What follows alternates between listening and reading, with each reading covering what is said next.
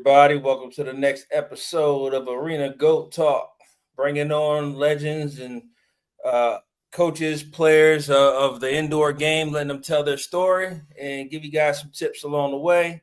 On this episode, I have the Hall of Famer, one of the best coaches to do it. Good friend, good guy here. His name is Coach Heron O'Neal. How you doing today? I'm doing good, Coach. How about yourself? Thanks again for having me. Oh, no problem. Again, I appreciate your presence. Maybe I'll learn something in this talk. Oh no, you know plenty, Coach. So appreciate you coming on again. Just talking about you, letting people get to know you. People watch the games and everything, and they see you on the field, but they don't really know about you. And that's my goal is the people who don't know you other than what they see on TV. Give them insight into your story. Definitely. Well, All right. oh, Go go ahead. ahead. Go ahead. What you got? Well, no, I was just gonna start off with basically just a brief intro of, came from Chicago, Mount Carmel High School, won some state titles there. Donovan McNabb was our high school quarterback. Him and Mike McGrew. Mike McGrew went on to play at Northwestern. Donovan McNabb, everybody knows he's with the Philadelphia Eagles. Mm-hmm. Rice was my defensive end. I think he was the second overall pick in the draft when he came out, over 100 sacks in NFL history. He was actually, interesting fact, of our 4x2 that went downstate. I think we finished sixth or seventh in states. He was the anchor of that 4x2. So from there, got a scholarship to go to Western Michigan University in Kalamazoo. Finished there, top 10 or 15 now in history of interceptions and PBUs there. My senior year was honorable mention All MAC. Claim to fame too there. Charlie Batch, who was a second round pick by the Detroit Lions. I remember. His senior year, I picked him off 3 times in one game and was MAC Player of the Week. That's one thing I could say was pretty cool. Then from there, went on to play in the NFL for 2 years, the Jacksonville Jaguars, the Chicago Bears. Then I went on to play for NFL Europe. Then I started my indoor career, played, 4 years of Arena 1 and Arena 2 football before I tore my shoulder up. Had to have 3 shoulder surgeries that ended my career. And after that, I went back to school, got my degree. Bachelor of Science with emphasis in cardiac rehab, a minor in sociology. From there, that was 20 years ago. So I've been coaching 20 years, 17 years as a head coach, 3 years as an assistant head coach, won 4 national titles in 3 different leagues, most recently 2022 in the CIF, coached in 7 national title games. Over 65 players throughout my program have moved up to the NFL, CFL, XFL, USFL, and the AAF. That was an older league back in the day before XFL, in between the 2 XFL stints. So we do believe in, getting players moved up and everything. Hall of Famer inductee in 2021 in the IFL. Mm-hmm. I don't know what it is now because I think they took all of the records and stuff down. I haven't seen it up there in a while. But at the time, I was the second or third winningest coach there, and I was only in the IFL for 4 to 5 years. So that's pretty much my coaching and playing career right there. Just a brief synopsis of it, at least. Oh, man, it's enough. It sounds pretty good to me. Oh, yeah. It was fun. It was a good ride, and you meet a lot of good people. For instance, I was got off the phone with Khalil Carter, which is one of my friends that did his thing. I was coming down from the NFL to the arena ranks, and he worked his way up from the arena ranks to go to the NFL and the CFL. And, you meet Gary Compton. He's another friend of mine I played with for 2 years there. My boy Sean Riley, everybody called him the Blur when he was there in Milwaukee. Lamont Cooper, another one of my boys, Alvin Ashley. All of us still cool, to this day that we still check each other out on Facebook. We chat every now and then. We get a chance to see each other every now and then. So it's always good. It's a small knit family, as I call it, especially my arena family, that I take dearly and have much pride in that. Those years that I did play it and played with some of the greatest to ever do it. I mean, I played with McDougal and all of those type guys, and it was just good to have those type situations and play with those type ball players. It was an honor for all of that to actually God has really truly blessed me. Definitely, definitely. So as you were coming up, was there any kind of motivation, like wanting to be the best, wanting to make your mother proud? Was there any kind of special motivation to why you did what? Well, yeah, I can kind of put it back to it was a conversation I had with my dad. I think I was either 11, 12 years old. I was playing football, baseball, basketball, track. I was doing everything. And he was like, if you really want to try to do something, you need to drop all of those different sports, pick two, master them. Maybe you could get a scholarship. Mm-hmm. And that was the first time somebody ever said scholarships. I was like, scholarship? What are you talking about? I'm thinking like, because I'm from Chicago where it's not many people walking around talking about scholarships and things of that nature. I'll let you use your imagination on that. But inner city Chicago, my father did play in the Negro League, so he wanted me to stick with the baseball. Baseball was just boring to me, so I had to give it up. And I chose football and track. And, went downstate 3 of my 4 years in track, finished third in the state, no, second in the state in the mile relay, went against a Olympian, Reggie Torian, that went on to Wisconsin and was an All-American there. And I think he went to the Olympics. And racing, Tony Simmons is another one that went to University of Wisconsin. Racing against those guys basically instilled in me that a young black kid out of Chicago can actually make it big, to be honest. But it was more so my father was my first coach. He was the one that instilled that toughness in me. Without my father, I guarantee you I would not have been playing football. My mom did not want me playing football. But my dad, he's from Cabrini Green. So he's kind of rough around the edges. He's polluted at the mouth. So my first coach was my best coach because he prepared me for every coach that came after that. That Mm-hmm.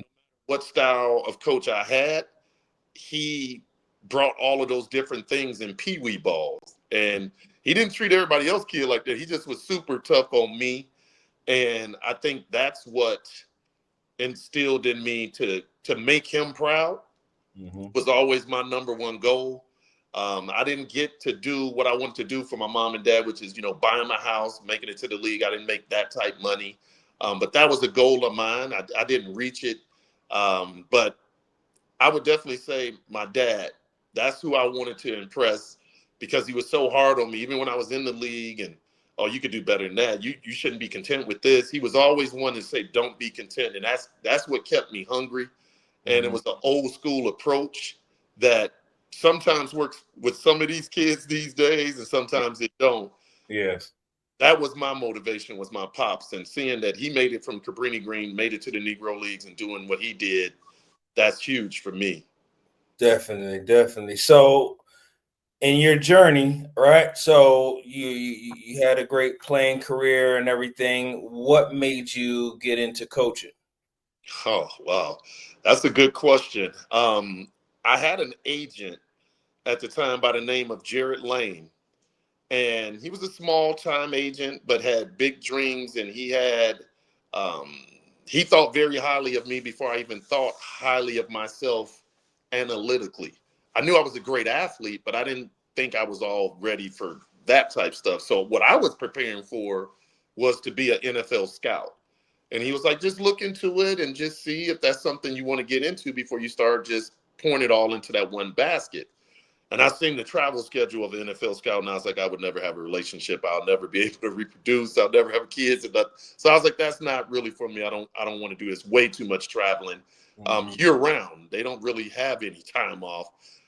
He got me a job with the Wyoming Cavalry in Casper, Wyoming. And you can imagine the look on my face when he said, hey, I got this job for you and this and this. And It was for $250. I was making $25 more than the players. And at first I was like, I'm not doing that. There's no money in it. And he instilled in me that he thought I would be great in it. He thought I had great speaking skills and can relate to these ball players. He also thought I had a pretty good eye for talent. And he was like, if you don't like it, you can always just quit. I was like, no, I'm not going to quit. Whatever sign my name to, I'm going to do it. And he was like, well, just give it a shot. And we went and turned that team around. They didn't make the playoffs the year before. We turned it to a winning record. And that next year is when I got, we beat Billings 3 times. We swept them. And we swept them because of our defense. I was the D coordinator, and we were smothering on defense. We were young, but we smothered them, and that was in the NIFL. So when that happened, with us beating Billings for the first time in their history, I was their number 1 recruit to be the head coach the next year. So it's with me and Bob Bees, and just looking at that and was just like, well, hey, I don't know how this is going. They was like, well, this was what was weird. They was like, we'll fly you out to the interview here in Billings. If you get the job, we will pay for your trip back. If you don't, you pay for your own trip back. I was like, okay. But me being hungry for an opportunity to prove myself, I took it. You took it as a challenge, right? Yeah. And I killed the interview. They loved me because they knew of me, but they didn't know me as the person. And I killed the interview. They loved it. And our first year there, it was the last year in the NIFL. We went, I think it was 16-1 or 15-2 or something like that. We won a national title in my first year as being the head coach. And that's when I was hooked. I was like, oh my God, this is exactly what I want. I love it. And it was just tough because I was going through a divorce. It was tough, but I found something that brought me some renewed some vigor inside of me. Something inside of me said, this might be your calling. Like, now I was beginning to drink the Kool-Aid that my agent was telling me. Mm-hmm. Basically, the rest has been history that, God has truly blessed me with being around some great football players. Chris Dixon, arguably, and I know I get in trouble with Cedric with this, one of the greatest indoor quarterbacks. I didn't say arena, not arena. I already know. I didn't say it that way, but indoor quarterbacks. We won 3 national titles together. Having Robert Reed and Robert Red, those were great receivers. Anthony Chandler was an all-star receiver for me.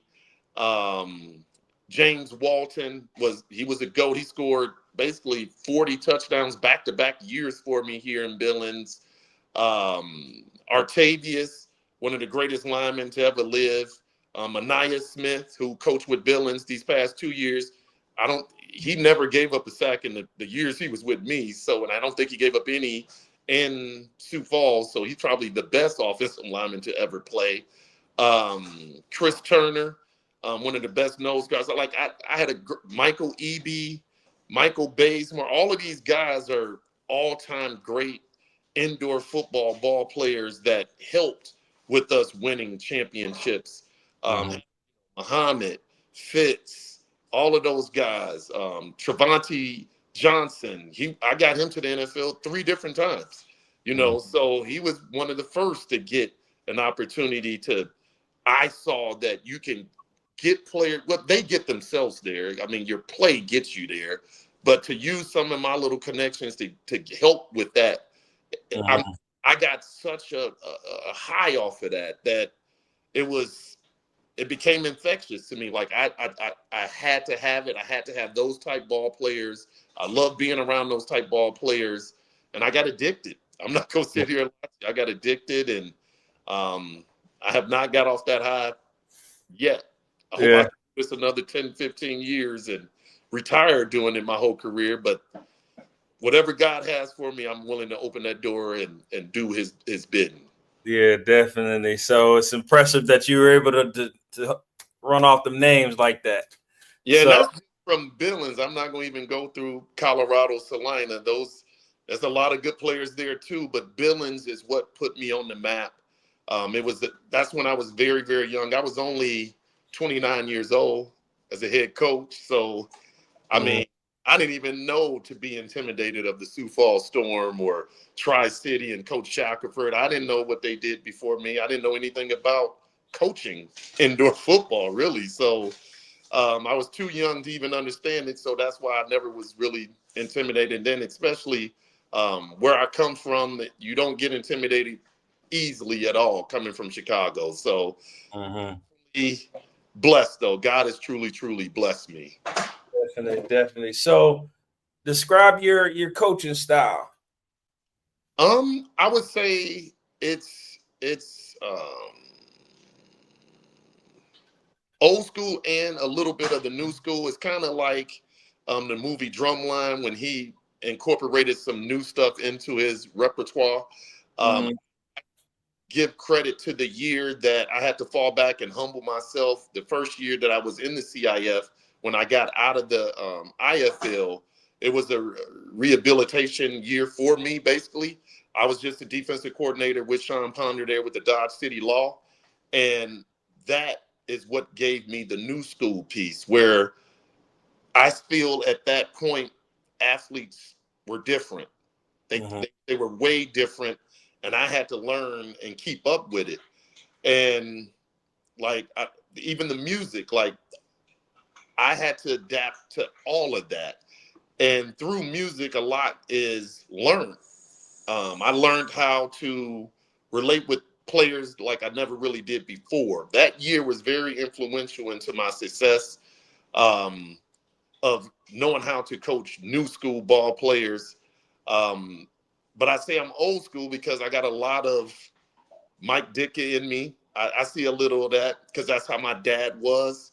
That I do get a little fired up sometimes, and I mean I got to contain. I've done it better as I gotten older, but in my younger days, oh boy, I get fired up all the time, and I talk a lot of mess. That's just me. I mean, that's my upbringing. If you ever met my dad and mom, that's all they do still. My mom is, I think she just made 79, and my dad is 81, and they still talk mess like they're in their 20s. So what I found out is every kid is different. You can't treat everybody the same, but I treat you fair. That's what I always say. And everything in football is not given. You got to earn it.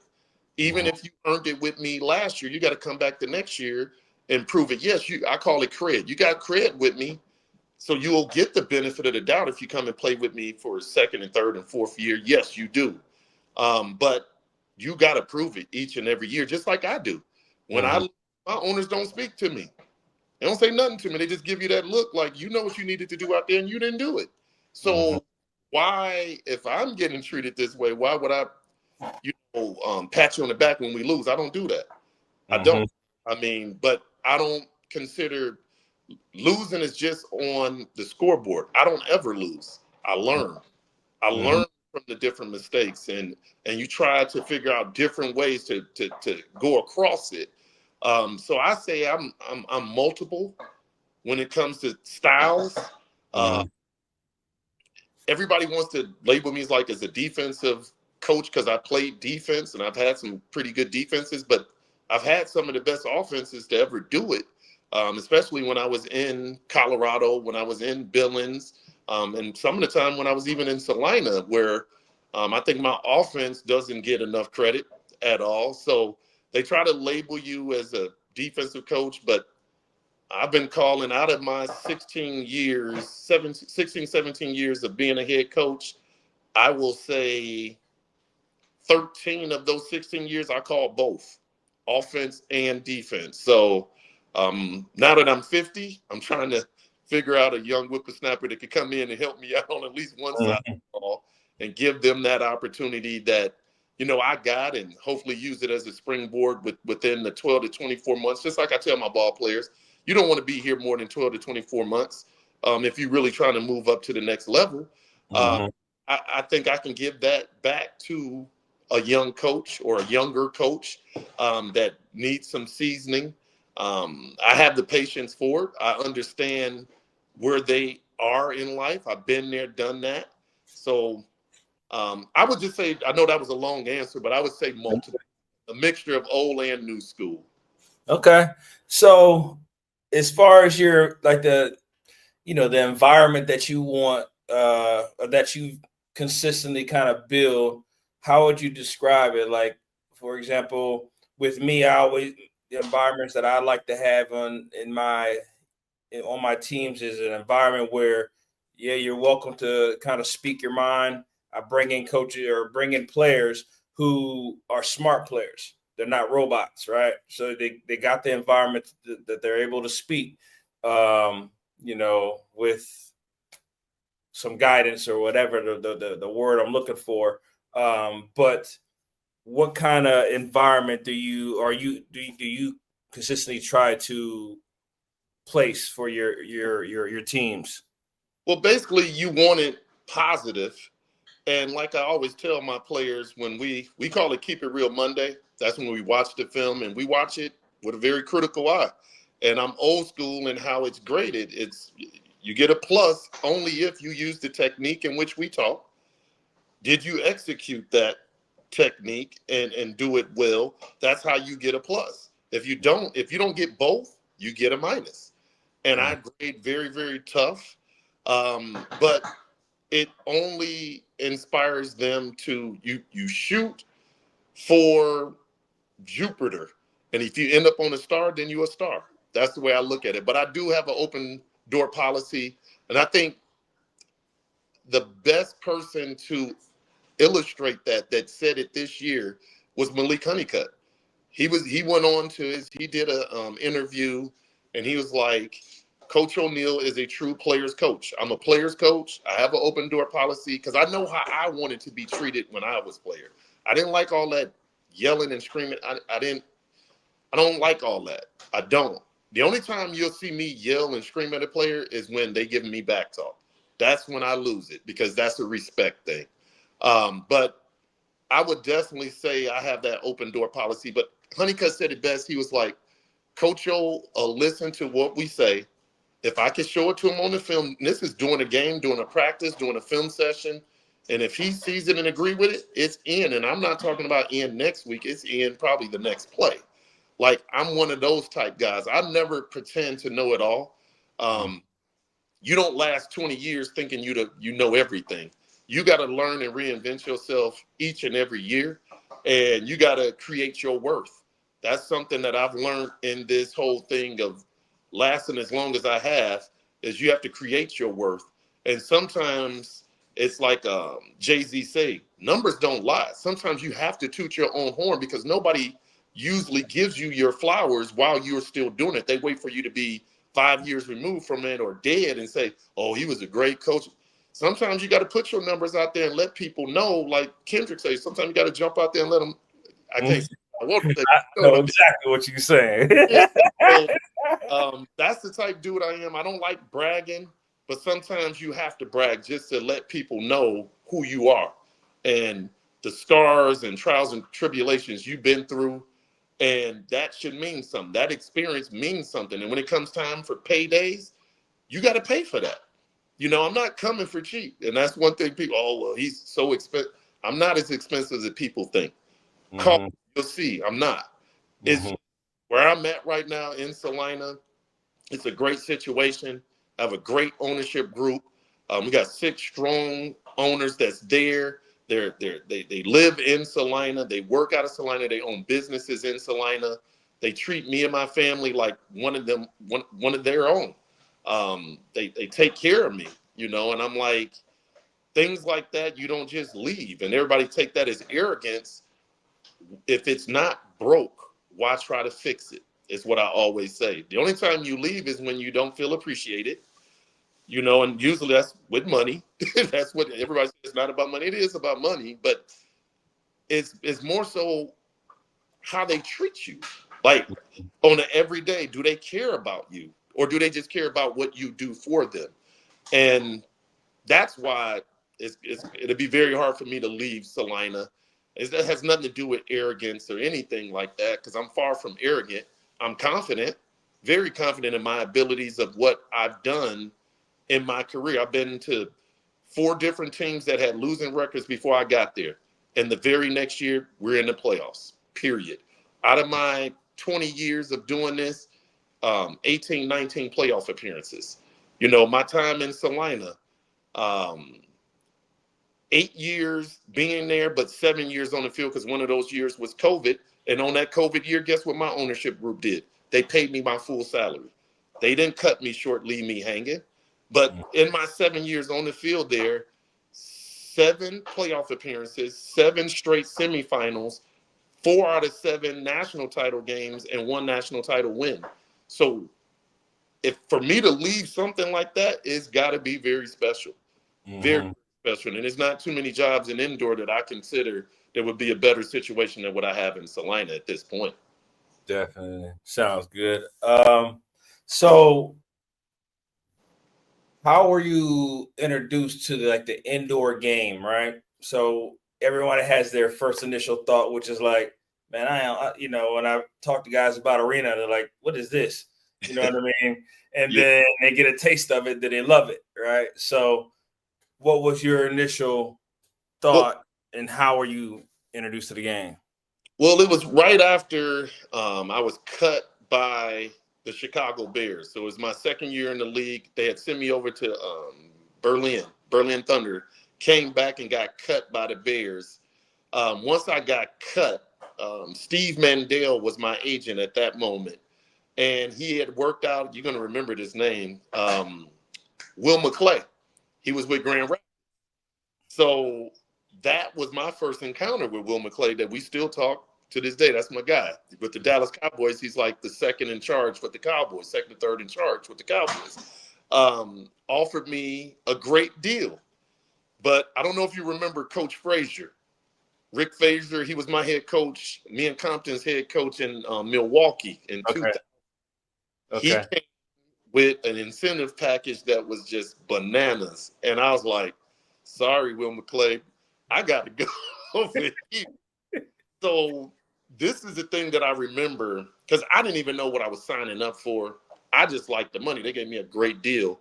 So I get there and I'm looking and I'm like, man, I know some of these guys didn't play in the NFL, but some of them could. Like, they were some great athletes out there. And I'm looking, and of course I'm playing DS, and what they wanted me to be is, I don't know if you remember Wayne Wade. He was a bad number 17, played that middle DS spot. They wanted me to be his backup, basically. And for all those DBs that think they really like that outdoor, you coming indoor playing that middle, man, I got my shorts lit up so fast and I got humbled so quick that first day that it was to the point where I was like, this ain't for me.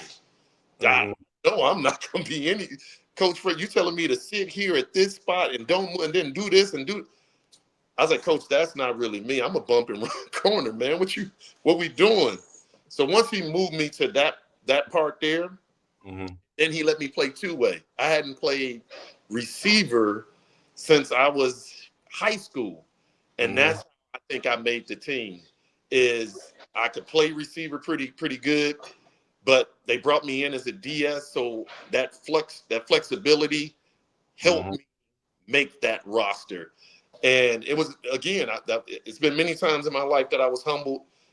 Coming from the NFL 2 years, 1 year NFL Europe, I came in walking like, who is these chunks? I've never heard of these boys. And man, that boy Gary Compton ran through my face so fast and loosened up some sinus and everything. And then I had to sit there, and in college, I used to D up Sean Riley. I don't know if he was off that juice or what, but that boy was even faster and quicker. It was like trying to guard him, and then Coop. Like, that dude 4'2" all day. And yeah, it was very, very humbling. I got burnt a lot. I didn't even dress my first 8 games. I was inactive for 8 weeks before Wayne, he got hurt. He broke his leg. And they moved Gitry in from UCLA to play the middle. And that's when I started at field corner.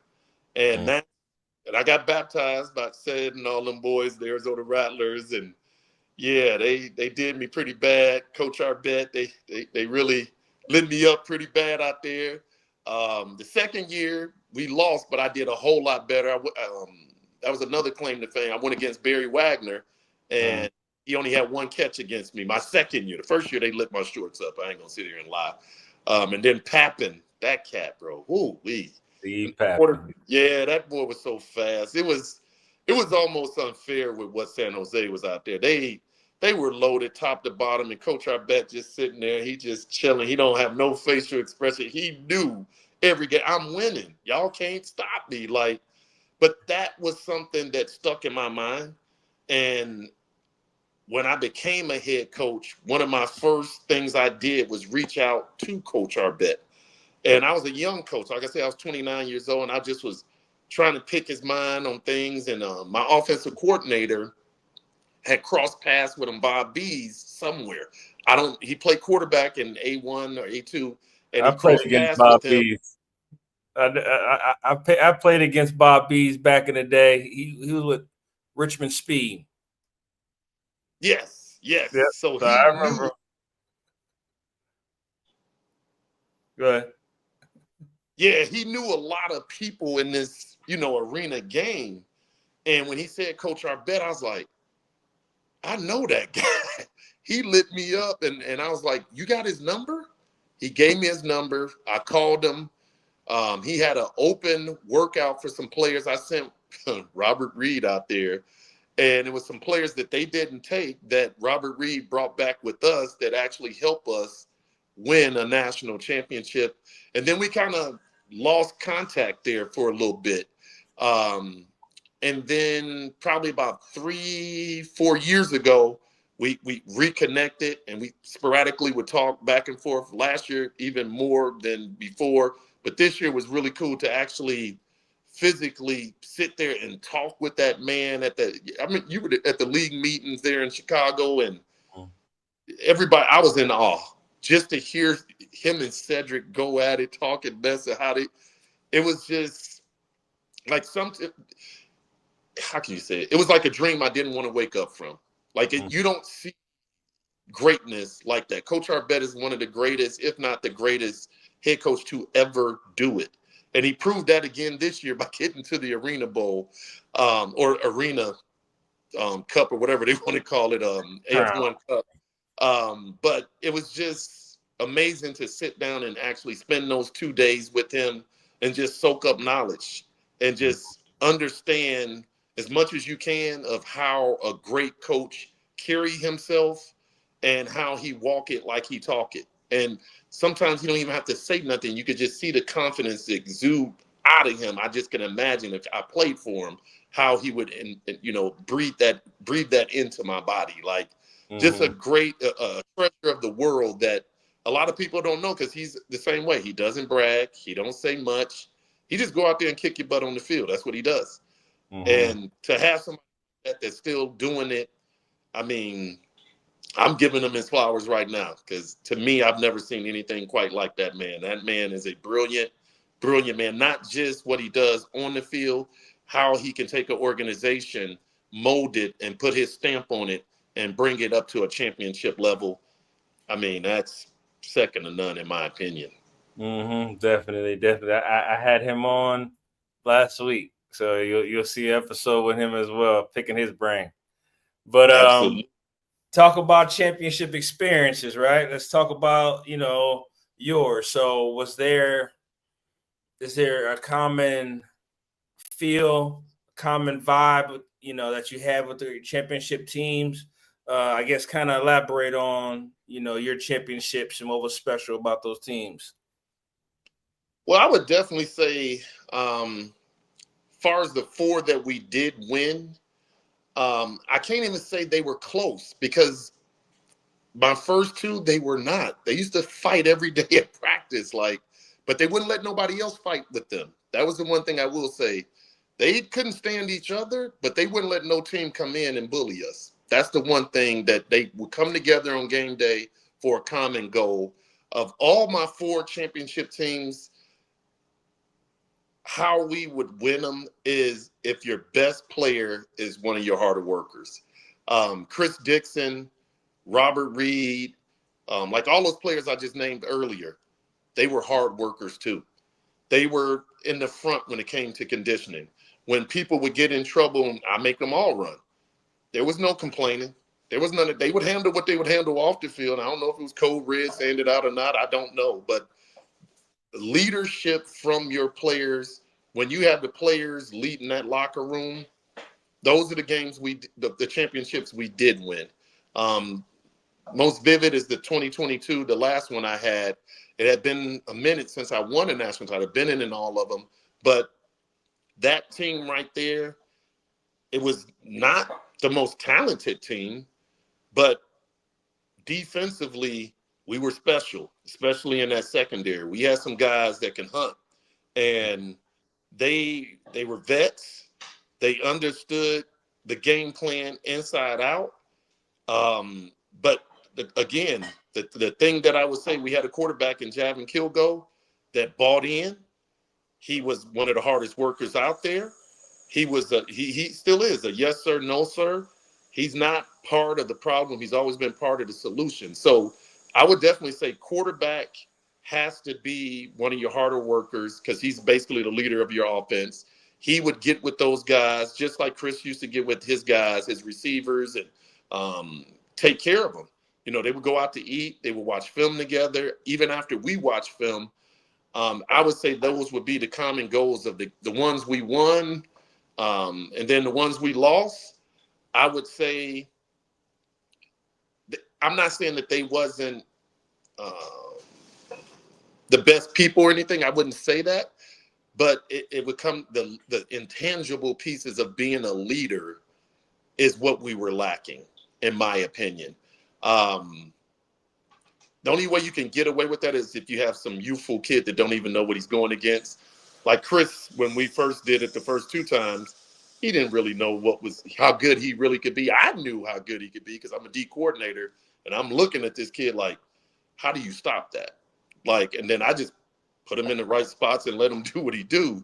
But I would definitely say the quarterback position has to be special for you to win a championship. And I mean, look at what happened this year with Sam Casanova. I mean, who couldn't say he was the best quarterback in the league? He is very special. And look what he's doing with Tulsa. I mean, that team was pretty much dead in the water.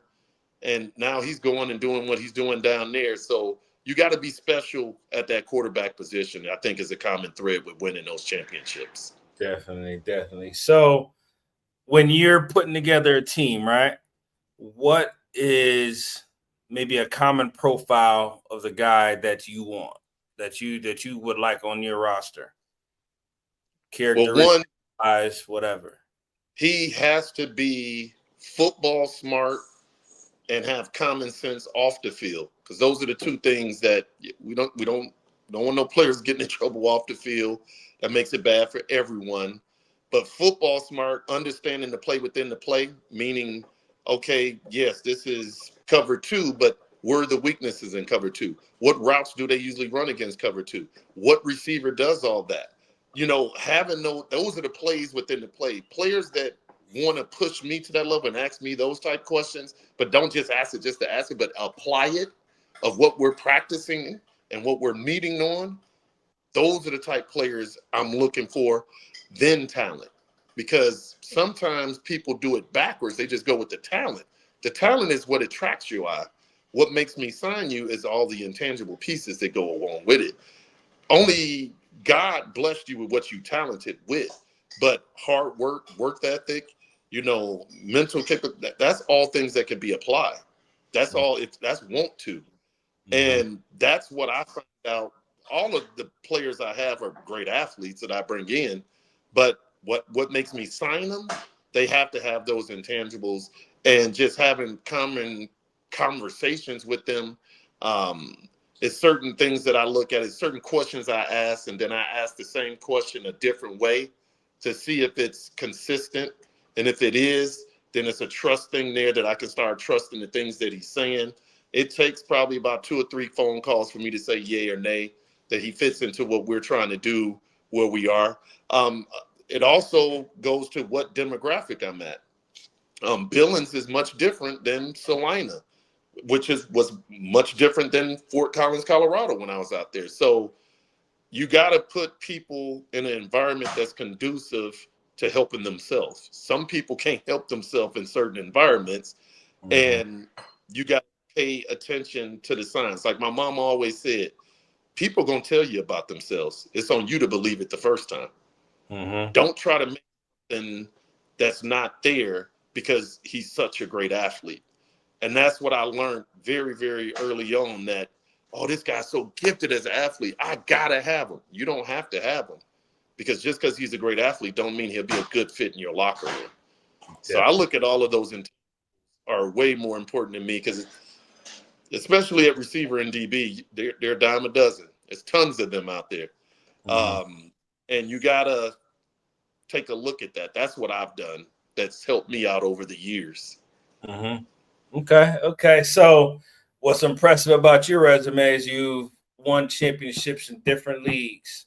How was it adjusting to the arena game after, being in the IFL and those different leagues, the different one man in motion, two men in motion? How was it adjusting when you came back to the arena league style wise?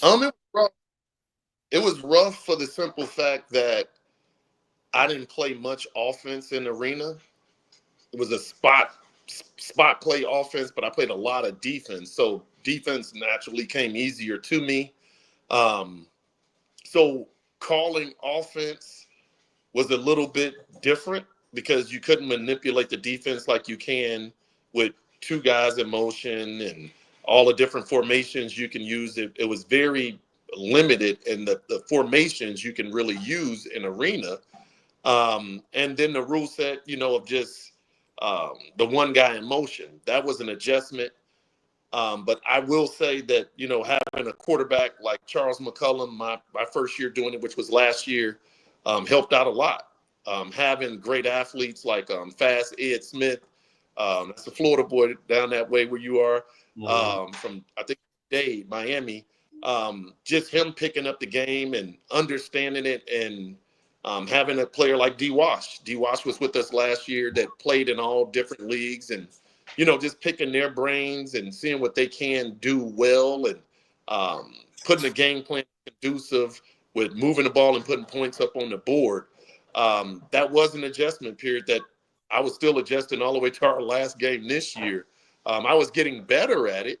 The more you do single activity, the better you become with it. At least I always got better.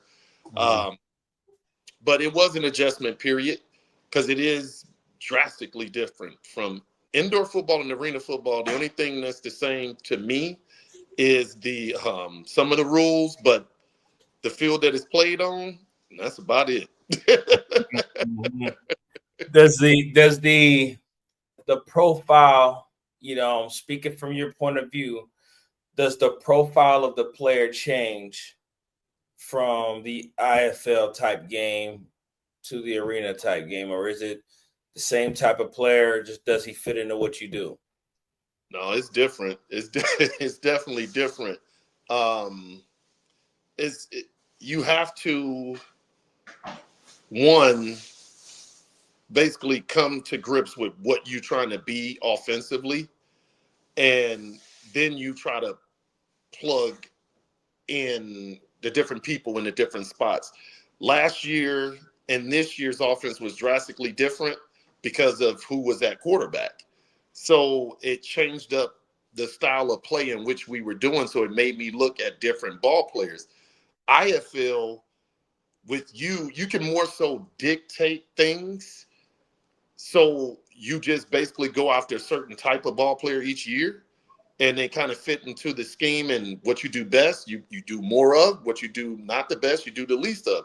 Arena is, here's the plays that you can run, basically, and what's your personnel each week. And the key that I see different is in the arena game, I haven't seen too many rookies come in and light it on fire. It's an acquired taste, and they take reps to be good at it. You can come in with an IFL rookie or a CIF or NAL rookie and light it on fire, because it's more like outdoor football. AFL is its own INT. It is a whole different it's a whole different game, man. And you have to have experience in it to be successful in it. You can't just walk right off the street, never coached, and think you finna be good in arena. You're gonna get beat to sleep. So it's very, very different. The style of play is different, and it's unique in its own setting, in my opinion. It's like when they made arena football, they broke the mold, and you can only duplicate certain pieces and aspects of it, and that's what the IFL has done, and the NAL has done. But the AFL is so uniquely different than any other league I've ever been in. Yeah, my opinion with AFL, I feel like it's designed to showcase the talent. It's hard to really scheme. Let's say like this: if you're a DB, you can't cover. I can't scheme to protect you. If you're Exactly. an offensive lineman and you can't protect, you can't pass block. I can't scheme to protect you. Like if I guess it'll show what kind of talent that you have. So if I got a great defensive end and there's not one man that can block him, guess what? He gonna dominate that game, and the only thing you can do is get rid of the ball quicker. there's no let me chip him with a running back and this now I've been in situations where they do things with the motion.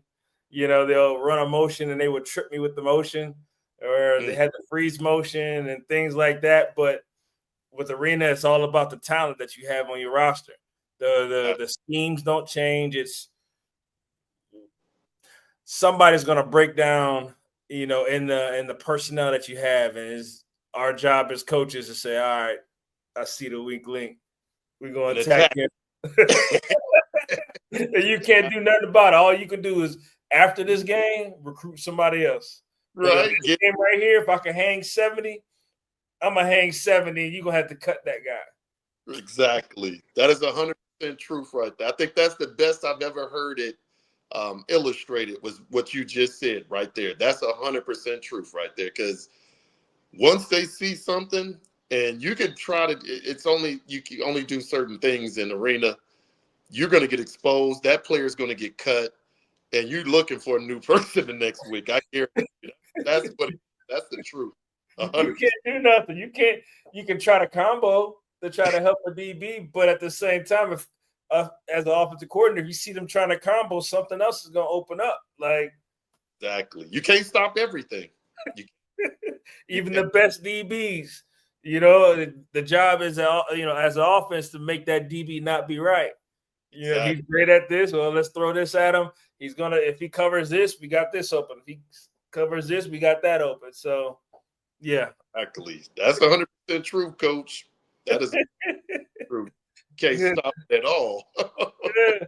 So that's I can't speak much on the IFL and all that stuff. But, when it comes to arena, what I always try to tell my guys is arena is designed to showcase talent.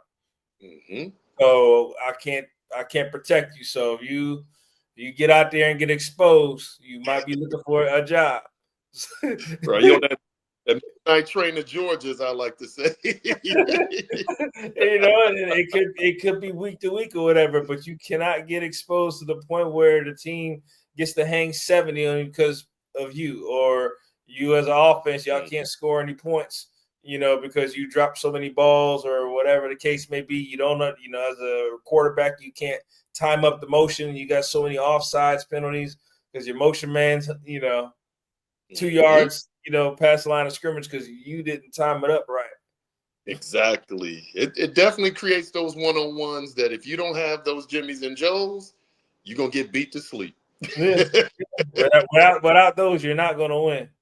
At all. That is 100% truth right there. Yeah. So, what advice for any guys that's out there looking to play? All right, they're looking to play, but they don't know, do I want to give indoor or arena a try? I guess they have no leadership or mentoring, as far as helping them out with their career. What kind of advice would you give those guys? Well, it's kind of like one of my recruiting pitches. I'll give you a little secret sauce right here. It's for those guys that never played in the NFL, CFL, or UFL. How I say it is this right here. If you already went one draft class and you didn't get into that, you have a 0% chance of ever getting to those 3 leagues if you don't play. So if you play, you at least have somewhat odds that's on your side. But if you don't play, don't even call yourself a football player no more. Just train like a civilian. Don't train like I'm training to be. You're not, because what it is kind of what I bring it back to my faith in God. God puts opportunities out there for you. It may not be exactly like I said at the beginning. I got paid $250 a game to be a coach. But look at what I'm making now. Look at the residual effect of that one instant of taking that leap of faith and having confidence in myself. So if you're really trying to be a NFL, CFL, UFL ball player, and you have not played per that calendar year, say you were a 2024 draft class, 2025 is already come and gone. You buried underneath them now. So if you don't play, you don't have a chance in hell. So what are you working out for? What are you training for? What are you paying all these supplements for? Are you going to go to bodybuilding now? Like, that's how I talk to them, because it's real. I don't sugarcoat that, right? Because if you don't want to take this opportunity, because it shouldn't always be about money. It should be about your strength that you have here, and that man upstairs, that you can make it to the NFL. Or is that just talk? Because like my father said, you can make your mouth say anything. Seeing is believing. Put your name on this contract and show me how good you are. Show me after a year of not doing anything, not getting into a camp, how good you are. And that's how I do them, coach. I mean, either they're going to take it or they don't. It's so many kids that will, though. They'll take that opportunity, and I always lean back on it. I treat it as double A baseball. You're a step away from being where you really need to be. This is a point of reference. This is a resume stuffer. This is what this league is all about. It's about being overlooked in college. That's what it's about. And you did go to the NFL and have your cup of coffee. Good for you. But if you're trying to get back, you need to play and have current film. Because I don't know what live that's going to get you on if you don't have no current film. And this is a great way to get that current film against great competition in all of these leagues. The Arena 1, A1, the IFL, the NAL. I mean, all of these leagues are great leagues with great football players in it, great coaches in it as well. So, truly confident about who you are, show and prove. That would be my message to a kid out there that's thinking, maybe I want to do this, maybe I don't. I don't let them type thoughts get into my head. If somebody gonna give me an opportunity to do something I love to do, I'm taking it. That's just the way I was raised. That's just the way I'm thankful for any and all opportunities God has placed forth in front of me. And if you do well in those opportunities, God blesses you. And I'm a true testament to that. That every opportunity, not every, most of the opportunities I got far as this coaching thing, I made the most of it. I maximized it. And I wasn't just average. I maximized it. I was in, like I said, in the playoffs. Like, that's what, far as a player, if you're really that good, show it. Come show me so I can speak for you to help you get what you're trying to get out of this. That's those ball players, because it's a great vehicle to do that. Definitely. Like, one thing that I always echoed in my head was, my relationship with God. It was, it was always like he feels like he's talking to you, or he is. But if I'm like half stepping, for lack of words, I'm half stepping, right? I'd hear God say, "I can't bless that." So it's like I need to make sure that I'm still like I'm doing I'm doing my best, putting forth my best effort to get what I want. If I want to go to the NFL, to make sure I'm doing everything that I can, not half stepping and then quitting halfway through and then looking at God like, why ain't I do this? Why haven't I achieved that? Right, regret. You don't ever want to live with regret, man. And time undefeated, you can't get it back. And that's why I say about them opportunities. You have so few opportunities in life. And when somebody presents them, don't, excuse my French, don't shit on it. Look at it and actually see what you can build, envision yourself in it. And if you do what you do and all this talk and saying how great you are, look what you can get out of this. Mm-hmm. That's what it's all about to me. And there is no, like Big Daddy Kane said, ain't no half stepping here. So you get 100 or you going home. That's just, so you got to with it. You got to walk it like you talk it, and you got to bring it like you sing it. So that's just some of my mottos I have. I don't mind, like you said, I don't want robots. I want guys to have fun. Football is fun. It's a very emotional football game, but it's very cerebral too. Everybody thinks it's about how fast you run a 40, how high your vertical and your 20-yard shuttle and how many catches you had. It's really nothing about none of that. It's about the team that can execute the play against the defense that's drawn up to stop you, and vice versa. That's what the game's about. It's nothing about your 40 time. I've seen some of the dudes that don't even run 4.6. Axe Compton on a good day, he running 4.75. But you couldn't stop him. You couldn't get off the block. You're not D'ing him up. Short, medium, or short, intermediate, or deep. Like, it had nothing to do with athletic ability, but he had that. He got that dog inside there and that mentality in his head that, oh, you think you finna stop me? Okay, watch this. Like, he's a perfect example. I mean, Coop. What was Coop? What, 5'2"? Couldn't stop him. And you couldn't see him in kick return. Couldn't see him. I mean, it's not all about all of the measurables. It's what you have here and here. That's what intrigues me. Hunky Cooper is an example. You can sit there and doubt him all you want, but he'll embarrass your ass on national television. Absolutely. Have you looking silly, making you reinvest about, hey, do I really want to do this? It's like, and you talk about you want to go to the NFL. Yeah, he deserved more time in the NFL, but you're sitting here talking about NFL, but you ain't better than what's on the field right now. You have to dominate the league that you go to indoor to have, not even say a chance, but to be even mentioned that, hey, this kid may be a guy you want to take a look at. You have to dominate it. And I don't mean, we played, 11 games or so. That means 9 out of those 11, you're grading out at a 90%. Your cumulative grade is over 90. That's the A. I'm an old school grade. I don't believe in that, the new age 93.5. No, 90% and above are guys that deserve to play at the next level. That's just, and then 64 to 65 players have come through my program that did that. But they dominated. They didn't just be good. There's plenty of good.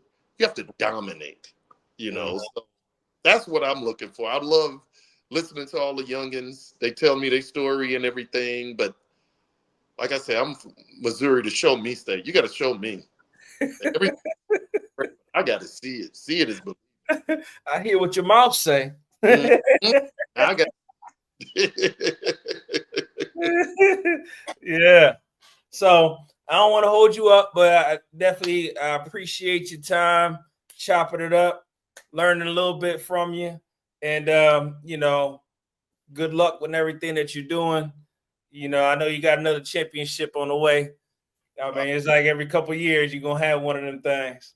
Well, I do appreciate you too, Coach. A lot of help, and I'm so glad I met you, man. I'm glad I met you too, and we'll continue to talk and try to bring the best out of in each other. Definitely, I appreciate it. Thanks again, Coach. Right. Thank you. Appreciate you.